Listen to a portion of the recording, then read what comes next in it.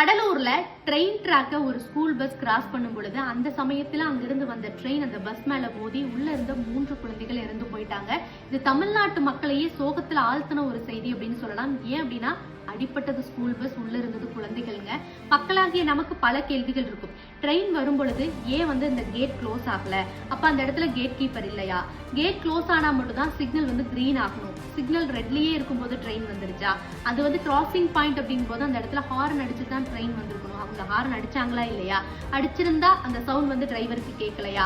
ரெகுலரா வர்ற டிரைவருக்கு இந்த டைம்ல ட்ரெயின் வரும் அப்படிங்கிறது தெரியும்ல.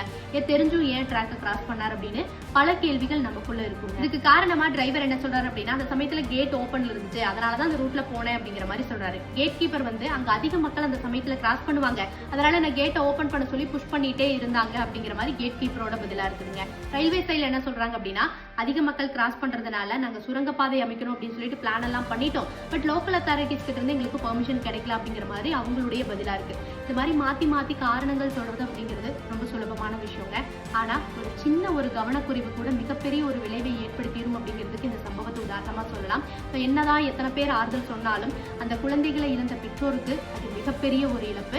ஏன்னா ஆஸ் அ பேரண்டா எல்லாருக்கும் தெரியும், ஒரு குழந்தைய நம்ம ஸ்கூல் வேன் ஏற்றி ஸ்கூலுக்கு அனுப்புறதுல இருந்து அவங்க திரும்பி வீட்டுக்கு வர வரைக்கும் எவ்வளவோ பேர்த்தோட ரெஸ்பான்சிபிலிட்டிஸ் இருக்கு அப்படிங்கிறது எல்லாருக்கும் தெரியும். ஒரு சின்ன கவனக்குறைவு கூட மிகப்பெரிய ஒரு விளைவை ஏற்படுத்திடும்.